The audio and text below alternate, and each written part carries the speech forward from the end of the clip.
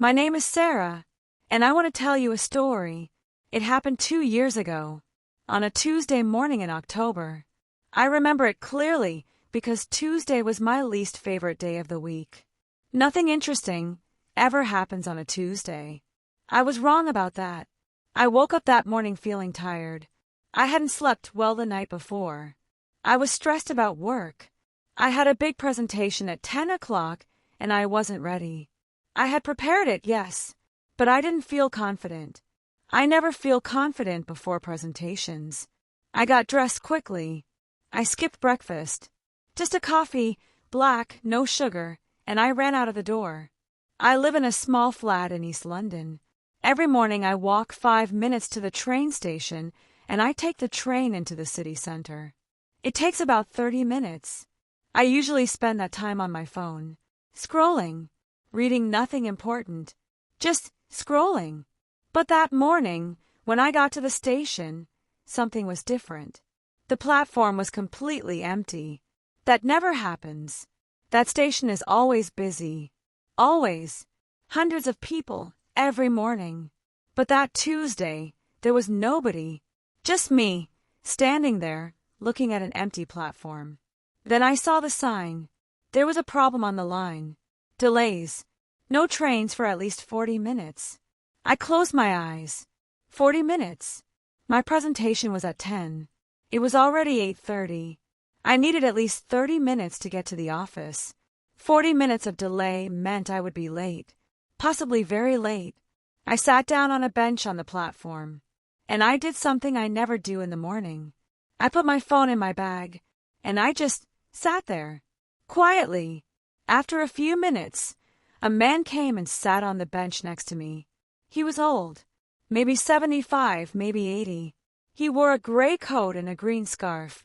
He had white hair and kind eyes. He was carrying a small brown bag, the kind of bag that doctors used to carry many years ago. He looked at the sign. He looked at me, and he smiled. He said, "Delayed again." I said yes. 40 minutes, apparently. He nodded slowly. He didn't look stressed. He didn't look annoyed. He just nodded, as if 40 minutes was nothing, as if time was not something that worried him at all. I looked back at my phone, but then he spoke again. He said, "Do you know I have taken this train every Tuesday for 31 years? I looked at him. 31 years. Every Tuesday. I said, "Really? Where do you go?" He said, "To the hospital. St. Thomas Hospital. I'm a doctor." Well, I was a doctor. I retired last year, but I still go every Tuesday to volunteer. I sit with patients who have no family, people who are alone. I just sit with them, talk with them. Sometimes I read to them. I didn't know what to say, so I said, "That's wonderful." And he smiled again, a quiet smile, the kind of smile that doesn't need a reason. Then he said, "And you? Where are you going on this gray Tuesday morning?" I told him, "Work. A presentation." I was nervous. I was not ready. I was probably going to be late, and my boss was going to be disappointed, and everything was going to go wrong. He listened. He didn't interrupt. He just listened. When I finished talking, he was quiet for a moment. Then he said, "Can I ask you something?" I said, "Of course." He said, "What is the presentation about?" I told him. It was about a new project, a plan to help young people in the city find better jobs. I had been working on it for 3 months. He said, "And do you believe in it? This project, do you think it will actually help people?" I thought about it, and I said yes. I really do. He nodded. He said, "Then you are ready. You just don't know it yet." I looked at him. He said, "I was a doctor for 40 years. Do you know how many times I was nervous before a difficult surgery? Every single time. Every time. But nervousness is not the same as unreadiness. Nervousness means you care. And caring is exactly what you need." I didn't respond. I just sat with those words for a moment. He continued.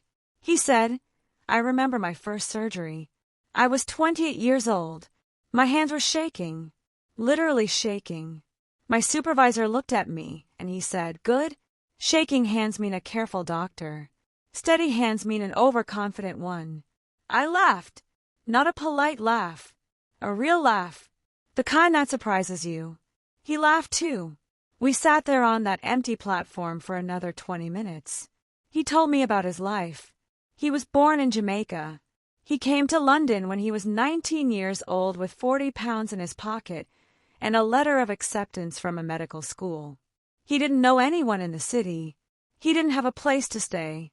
He found a room above a bakery in Brixton, paid 1 week's rent with his last money, and started studying the next morning. He said, I was terrified every single day for the first year. But I showed up. Every day. Terrified, and showing up anyway. I said, how did you keep going? When everything was so hard. He thought about this. He looked at the train tracks for a moment. Then he said, I had a letter. My mother wrote it for me before I left Jamaica. She couldn't read or write very well, so she asked a neighbor to help her. It took them 3 days to write 1 page. She gave it to me at the airport. He paused. He said, in the letter she wrote, my son, you will be afraid. That is normal. Fear is not your enemy. Fear is just love with nowhere to go. When you feel afraid, remember that you are loved. And then take the next step. The platform was still empty. The morning was cold and gray, and I was sitting next to the stranger on a bench, and I felt something shift inside me. Something quiet and important. I said, do you still have the letter? He patted the small brown bag on his lap. He said, 31 years. Every Tuesday. He carried his mother's letter with him. Every single Tuesday. To sit with strangers who had no one. A few minutes later, the train came. We got on together. We sat across from each other. He read a small book. I looked out of the window. At one point he looked up and said, what is your name? I said, Sarah. He said, I'm Leonard. Good luck today, Sarah. I said, thank you, Leonard, for everything. He smiled and went back to his book. I got off 2 stops before him. As I stepped off the train, I turned and waved.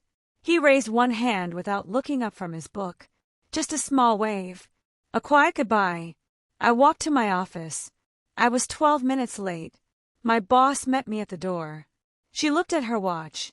She said, you're late. I said, I know. I'm sorry, but I'm ready. She looked at me for a moment. Something in my face must have been different. She said, okay, let's go. I walked into that meeting room. 20 people. My boss. Senior managers. People I wanted to impress.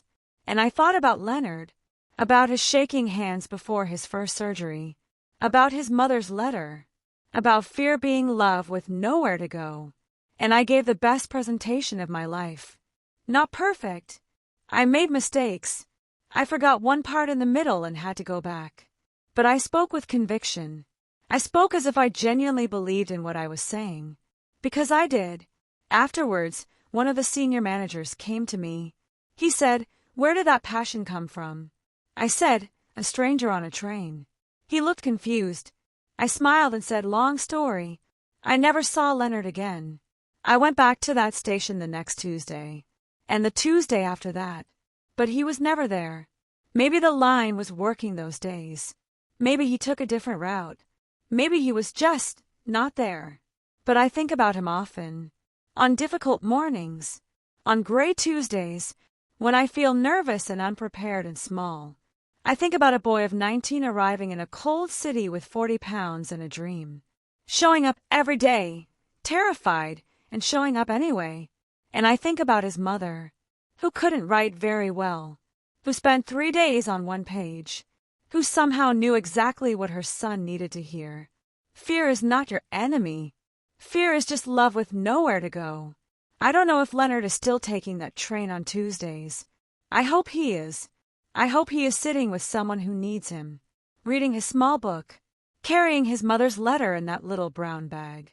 And I hope that somewhere, on some gray Tuesday morning, he sits next to someone who is nervous and unprepared and running late.